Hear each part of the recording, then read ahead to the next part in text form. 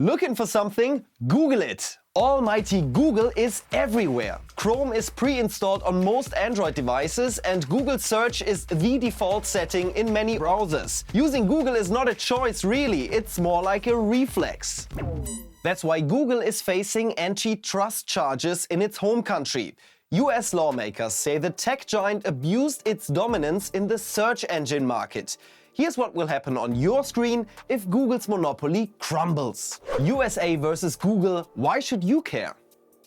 You could get better search results on more tailored search engines. They could be more precise in your language or deliver more relevant results for your region. Examples for that already exist, like Naver in South Korea.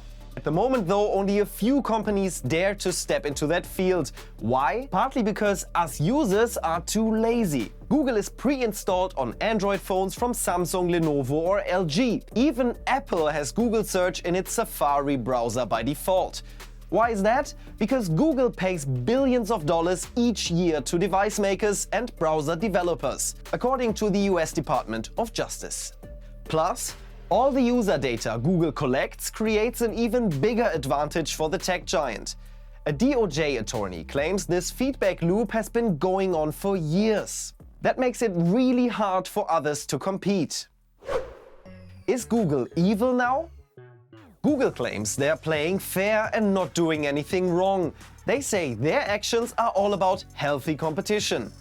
According to Google, their partnerships don't stop others from creating their own search engines. And they don't prevent companies like Apple and Mozilla from supporting these alternatives. Well, there really are plenty of other search engines. But Google says their product is often set as default because they offer the best service.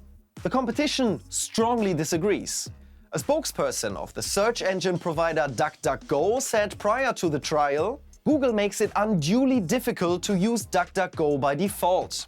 Fact is, Google is big, meaning getting into this market is so tough that it scares away other companies. And when there's no competition, Google might not even feel like they need to come up with new ideas, which could ultimately hinder innovation and be bad for us users.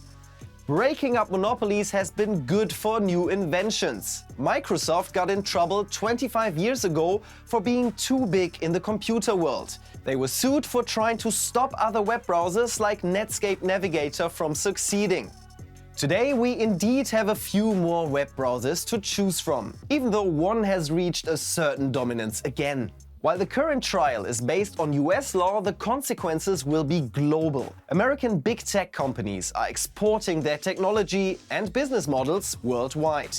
They have been rather reluctant to obey national laws in the past, but changes in their home country could have a positive impact in other countries as well, and might give smaller companies and new ideas better chances for success. Apart from that, the rulings, which are expected in early 2024, will affect other global tech giants like Amazon and Meta as well. And the outcome might change the way you use the internet. Search engines, how to choose. So, how difficult is it really to change your default search engine? Here's how to do it in Firefox on an Android device. Tap the search engine icon in the address bar. Tap Search Settings. Tap Default Search Engine and select the search engine of your choice.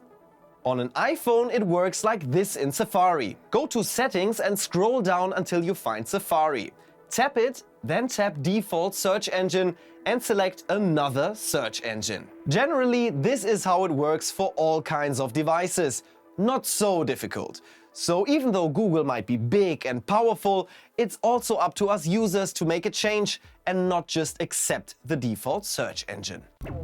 Will you move away from Google or do you believe their products are still the best? Let us know.